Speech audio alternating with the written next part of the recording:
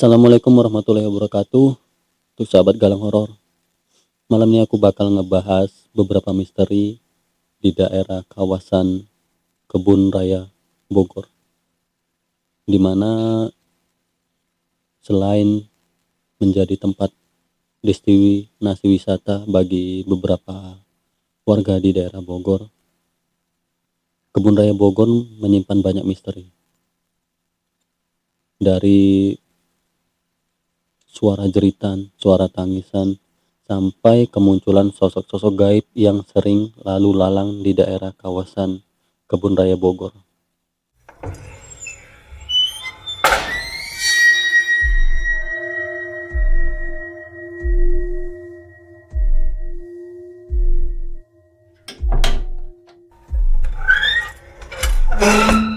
Di mana lokasi Kebun Raya Bogor ini sendiri kita sama-sama tahu bahwasannya letaknya nggak terlalu jauh dari posisi Gunung Salak. Sementara mitos keangkeran dari Gunung Salak ini sendiri sudah banyak orang tahu, bahkan kita semua udah tahu apa aja misteri yang ada di daerah Gunung Salak. Dan sosok yang paling fenomenal di area atau di lingkungan Gunung Salak ini sendiri adalah adanya moksa atau kemunculan sosok Prabu Siliwangi dan para prajurit-prajuritnya, di mana prajurit-prajurit dari Prabu Siliwangi ini merupakan jelmaan dari harimau putih. Banyak keangkeran yang terjadi di daerah Gunung Salak, bukan hanya dari sekedar penampakan wujud astral seperti kuntilanak, pocong, genderuwo dan lainnya. Ada juga mitos di mana siapapun atau transportasi udara itu dilarang melintas di atas Gunung Salak. Seperti yang kita tahu, pernah terjadi salah satu kecelakaan transportasi udara, yaitu pesawat, salah satu pesawat yang waktu itu pernah melintas tepat di atas Gunung Salak dan mendadak jatuh menabrak Gunung Salak. Itu salah satu tragedi yang terjadi saat mereka melintasi Gunung Salak. Nggak jauh berbeda mitos dan keangkeran Kebun Raya Bogor ini dengan Gunung Salak. Salah satunya aku bakal ngebahas yang pertama, itu ada banyak makam dari orang-orang zaman Belanda yang ada di lokasi Kebun Raya Bogor, guys. Jadi buat kalian yang mungkin tinggal di daerah Bogor sekitarnya, saat kalian hendak memasuki Kebun Raya Bogor atau Istana Bogor, di saat kalian jalan lurus dari mulai pintu masuk dan mendekati Istana Kepresidenan Bogor, kalian bakal melihat di bagian sebelah kiri atau di sudut sebelah kiri ada komplek pemakaman, di mana rata-rata pemakaman itu adalah orang-orang dari zaman Belanda pada masa itu, guys. Dimana di sekitar area atau komplek makam Belanda ini ada salah satu pohon yang kalau aku nggak salah itu pohon lengkeng. Kami sebutnya di sini itu pohon kelengkeng. Dimana mitos yang terjadi di area pemakaman Belanda ini, semua penjaga istana Kebun Raya Bogor sering melihat sosok gaib berupa noni-noni Belanda, dimana tampilan dari noni Belanda ini masih persis atau sama banget seperti zaman penjajahan atau zaman Belanda pada masa itu, guys. Jadi tampilan sosok noni Belanda ini menggunakan dress atau gaun yang panjang yang masih kerah dari baju itu juga lumayan tinggi ya. Dan sosok ini menurut mereka yang sering melihat, sering lalu lalang di sekitar area pemakaman ini. Dan dari apa yang aku cari tahu, dari artikel yang aku baca, salah satu sosok noni Belanda yang sering menampakkan wujudnya ini adalah istri dari seorang pangeran pada masa itu, guys. Entah apa yang menyebabkan sosok noni Belanda ini sering menampakkan wujudnya sampai saat ini, aku juga belum tahu. Ada juga misteri atau mitos yang dikatakan di mana di lokasi makam kolonial Belanda ini, para penjaga istana sering melihat sosok seekor kucing yang juga sering lalu lalang di area pemakaman ini. Namun seketika sosok kucing ini tiba-tiba berubah menjadi sosok harimau dengan tubuh besar dan menyeramkan, guys. Ya, walaupun sosok ini nggak pernah mengganggu atau nggak pernah kedengaran mereka mengusik para penjaga istana atau kebun raya Bogor ini, tapi kehadiran mereka selalu menjadi momok bagi mereka semua yang sering menjaga malam di lokasi kebun raya Bogor ini. Lokasi angker kedua di daerah kebun raya Bogor atau istana kepresidenan ini ada yang dinamakan kolam gunting. Kalian bisa lihat fotonya di sini. Kenapa disebut kolam gunting? Karena saat kalian lihat dari atas, kalian bisa menggunakan drone atau sejenisnya. Kolam ini berbentuk seperti gunting, guys. Untuk sekilas sih tampilan kolam ini tuh nggak gimana-gimana kali, nggak terlalu menyeramkan, tapi ada beberapa mitos atau beberapa hal yang sering terjadi sampai saat ini yang selalu menakuti para penjaga istana kepresiden Bogor sampai saat ini, guys. Dan mitosnya di daerah kolam gunting ini ada dua sosok yang selalu menjaga di area luar kolam gunting. Jadi kolam yang berbentuk gunting ini di sekelilingnya itu ada pohon-pohon bambu ya, kalau nggak salah itu ada pohon bambu. Nah, di tengah kolam gunting ini ada satu pulau kecil, dimana pulau kecil ini biasa dihampiri atau didatangi sama burung-burung bangau putih dan sejenisnya, guys. Nah, di luar pulau kecil ini sekitar kolam gunting, mitosnya dijaga oleh dua sosok besar hitam yang selalu menjaga kolam ini dari orang-orang yang mungkin tidak berbuat hal yang aneh atau yang tidak diperbolehkan di sekitar kolam gunting. Sementara sosok penunggu pulau kecil yang ada di tengah kolam gunting masih sama, yaitu sosok Noni Belanda dan salah satu istri dari pangeran di zaman Belanda pada masa itu, guys. Sosok Noni Belanda ini sering terlihat di malam hari dan seolah-olah dia itu berjalan di atas kolam gunting. Jadi seperti dia tuh kayak melayang di atas air kolam gunting ini, guys. Penampakan sosok Noni Belanda ini juga sering intens terjadi hampir setiap malam di area kolam gunting ini. Selain itu ya, dua sosok hitam besar tadi mungkin bisa divisualisasikan sebagai sosok genderuwo, kurang lebih sih seperti itu. Makanya sampai sekarang kolam gunting itu masih dijaga dan gak ada satu orang pun yang mungkin diperbolehkan berbuat atau hal-hal yang gak baik, buang sampah sembarangan dan sebagainya. Karena ada satu mitos yang juga aku baca, pada waktu itu akan dilakukan proses pembersihan area kolam gunting ini ya, pembersihan atau apa ya, revitalisasi ya untuk kolam gunting ini. Jadi pihak Kebun Raya Bogor mendatangkan salah satu alat berat, eskavator, gunanya untuk membersihkan atau membuang sampah-sampah yang mungkin ada di dalam kolam gunting ini, guys. Namun kalian tahu apa yang terjadi? Mendadak eskavator atau alat berat ini itu mesinnya nggak bisa hidup. Jadi eskavator ini tiba-tiba mati.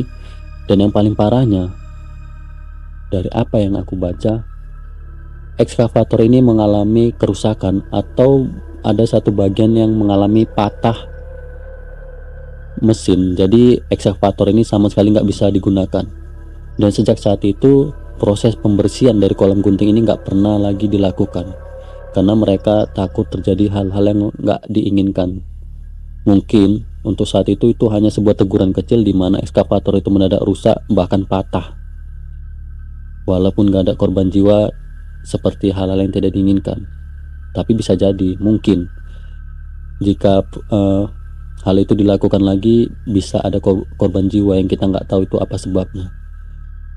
Entah karena sosok Noni Belanda penunggu kolam gunting ini nggak ingin diusik tempat tinggalnya, atau dia memang udah nyaman dengan keadaan kolam gunting yang ada sampai sekarang ini, guys. Dan selain kolam gunting, di area Kebun Raya Bogor juga banyak banget misteri lainnya. Salah satunya itu ada di areal perpustakaan yang ada di dalam Istana Kepresidenan atau Istana Bogor. Penjaga dari perpustakaan ini sering mengalami hal-hal mistis di mana dia sering mendengar ada suara bisikan halus di dalam ruangan perpustakaan ini. Sementara yang kita tahu atau mereka tahu, perpustakaan ini jarang sekali dimasuki oleh orang lain. Mungkin ya hanya 1 atau 2 orang atau beberapa orang, itu pun di hari-hari tertentu. Karena kan nggak mungkin nih di malam hari di mana perpustakaan juga sudah tutup, tapi penjaga perpustakaan sering mengaku mendengar suara bisikan halus dari areal perpustakaan. Dan setiap pagi di saat perpustakaan ini hendak dibuka oleh penjaga, beliau selalu menemukan satu buku yang tergeletak di lantai perpustakaan, guys. Entah itu buku yang sama atau bukan, namun setiap perpustakaan ini hendak dibuka atau dibersihkan, selalu ada buku yang tergeletak di lantai perpustakaan. Padahal gak ada satu orang pun yang masuk ke areal perpustakaan ini di malam hari. Namun hal yang sering terjadi membuat penjaga perpustakaan ini menganggap itu adalah hal lumrah. Mungkin sosok penunggu di dalam perpustakaan ini hanya sekedar usil atau jahil, atau mereka seperti ngasih tahu kalau kami atau mereka tuh ada di area perpustakaan. Jadi buat siapapun pengunjung yang masuk ke dalam itu jangan sampai berbuat hal-hal yang tidak baik atau hal-hal yang dilarang atau yang tidak disukai oleh mereka. Kalian bayangin di mana perpustakaan yang memang senyap, sunyi senyap, tiba-tiba terdengar suara bisikan dari beberapa orang, dan dia ngerasa kalau di dalam itu ramai orang karena banyak suara bisikan dari dalam perpustakaan. Dan cuman itu, aku pernah juga dikirimi salah satu video dari teman yang kebetulan bertugas di area Istana Kepresidenan Bogor, di mana di sana ada salah satu ruangan bawah tanah. Aku lupa itu ruangan bawah tanah seperti apa ya, sel tahanan atau apa, aku juga nggak tahu ya, aku lupa. Cuma memang ada satu ruangan bawah tanah di area Istana Bogor, di mana aura dari ruangan ini benar-benar pengap, benar-benar singup. Aku aja yang waktu dikirimi videonya itu sampai kayak merinding lihat videonya yang dikirimi sama teman waktu itu. Jadi kayak ruangan itu benar-benar kayak ruangan yang diisolasi, itu benar-benar gak ada aktivitas dari orang luar. Ya walaupun sekarang sudah ada renovasi atau perbaikan, jadi ruangan itu gak terlalu terlihat seram, tapi auranya tetap buat siapa aja yang lihat tuh pasti merinding. Nah, ada satu lagi ruangan di area Istana Kepresidenan yang dianggap wingit atau angker, di mana ruangan ini menjadi tempat untuk menjamu para tamu-tamu kehormatan dari berbagai negara, guys. Aku lupa ruangan ini disebut ruangan apa, ruangan keluarga atau apa dari Istana Kepresidenan. Kalau untuk tampilan ruangannya kalian bisa lihat, ini foto ruangannya. Nah, ruangan ini kelihatannya biasa aja, normal-normal aja kayak ruangan-ruangan pada umumnya. Tapi entah kenapa aku ngelihat di ruangan itu memang auranya tuh kuat banget, guys. Bahkan menurut penuturan dari teman aku yang ngirim juga foto ini ke aku kemarin, pada malam hari nggak ada satu orang pun yang berani untuk masuk atau sekedar melintas dari ruangan keluarga presidenan ini, guys. Jadi kayak mereka tuh bulu kuduknya merinding hebat saat harus melewati atau bahkan masuk ke area ruangan keluargaan atau ruangan untuk menyambut tamu kehormatan dari negara lain ini. Mitosnya dulu ruangan ini sering digunakan untuk presiden-presiden yang udah lampau, bahkan di zaman Bapak Soekarno ya. Ruangan ini udah sering dijadikan ruangan untuk menyambut tamu-tamu negara, guys. Jadi banyak banget hal-hal mistis, hal-hal gaib yang terjadi di wilayah Kebun Raya Bogor ini. Selain dijadikan tempat destinasi wisata oleh orang sekitar, memang lokasi ini banyak menyimpan mitos.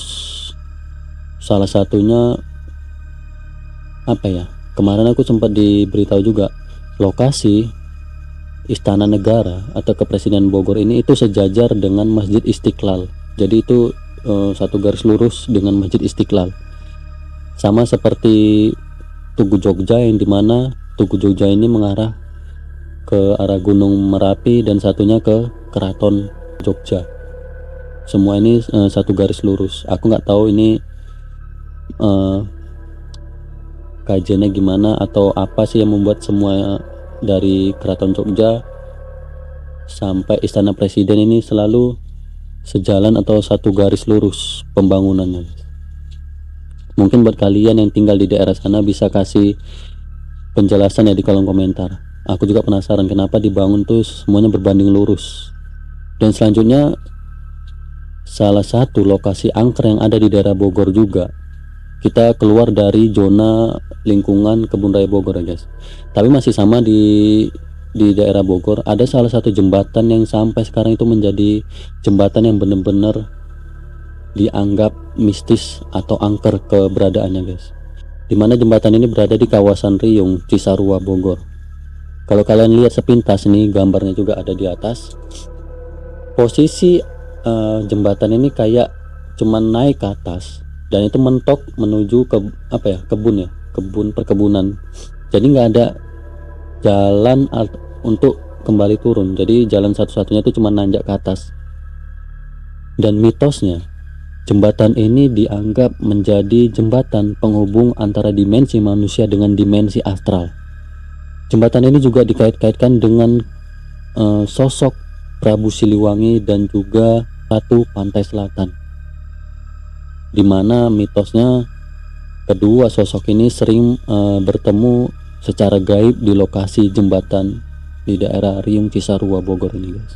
Untuk kebenaran juga kejadiannya aku nggak bisa terlalu pastikan, namun banyak mitos yang mengatakan bahwasannya memang jembatan ini menjadi jembatan penghubung antara dimensi kita manusia dengan dimensi mereka alam gaib, dan sering ada pertemuan antara sosok moksanya Prabu Siliwangi dengan Ratu Pantai Selatan. Mitos lainnya yang berkembang di areal jembatan ini, di mana para warga atau orang yang melintas di sekitar jembatan ini di waktu malam hari, mereka mengaku sering melihat sosok wanita, sosok perempuan dengan gaun itu sering melintas atau menaiki jembatan Riung ini guys. Jadi di setiap malam warga yang melintas itu sering melihat sosok gaib perempuan dengan gaun putihnya lalu lalang di areal jembatan ini guys. Sementara satu-satunya akses masuk ke tangga ini atau jembatan ini tuh gerbangnya tuh selalu dikunci atau digembok. Jadi nggak mungkin ada satu orang yang bisa masuk, apalagi ini di malam hari, dan ini perempuan itu masuk ke jembatan ini dan naik ke atas. Itu kayaknya mustahil banget karena gerbang satu-satunya akses masuk tuh selalu dikunci dan nggak diperkenankan orang itu naik ke atas. Bahkan kehadiran sosok astral ini, sosok astral perempuan ini sering menyebabkan kecelakaan bagi orang-orang atau pengendara yang kebetulan melintas di lokasi jembatan misterius ini guys, dimana mereka yang melintas karena mungkin kurang fokus, kelelahan atau semacamnya, di saat mereka mendadak melihat sosok astral atau sosok wanita gaib ini, mereka mendadak pikirannya itu atau konsentrasinya terganggu sampai membuat mereka ini kecelakaan. Karena dari lokasi jalan untuk sekitar jembatan itu memang ada sebuah turunan tikungan yang mungkin terlalu curam, jadi untuk yang nggak berhati-hati bisa terjadi kecelakaan guys. Dan udah banyak kecelakaan yang terjadi di area jembatan Riung Cisarua Bogor ini. Kasusnya atau ceritanya, kejadian itu selalu sama. Mereka mengaku melihat sosok wanita gaib yang melintas tiba-tiba di area jembatan ini guys, yang membuat konsentrasi pengendara ini tiba-tiba kacau, ngeblank sampai membuat mereka kecelakaan, entah itu jatuh, tabrakan atau yang lainnya guys.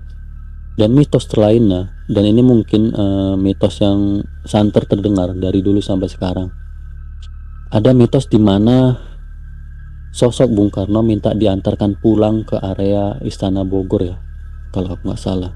Dimana pada waktu itu ada tukang becak yang mengaku ditumpangi oleh sosok Bung Karno, dimana Bung Karno meminta tolong kepada abang becak ini untuk diantarkan pulang pada malam itu, guys. Jadi itu salah satu itu misteri-misteri yang ada di area kompleks Kebun Raya Bogor atau Istana Kepresidenan Bogor. Jadi buat kalian yang punya cerita-cerita lain, misteri-misteri apapun yang ada di daerah kalian, entah itu di Jawa, Sumatera Barat, Sumatera Selatan, Kalimantan, Sulawesi, dan pokoknya dari berbagai daerah, kalau kalian punya cerita misteri dari daerah kalian, kalian bisa DM akun Galang Horor, atau yang berteman sama aku di Facebook atau di WA bisa langsung chat aku. Kalian ceritakan kronologinya, misteri-misteri apa yang terjadi di daerah kalian, ntar aku bakal bawakan di channel Galang Horor ini, guys. Dan aku bakal cantumin bahwasannya cerita ini sumbernya itu dari kalian. Mana tahu ada cerita yang benar-benar buat para pendengar Galang Horor ini bergidik ngeri saat dengar misteri-misteri yang ada di daerah kalian. Jadi mungkin itu aja dari aku. Aku Andi Susanto. Assalamualaikum warahmatullahi wabarakatuh.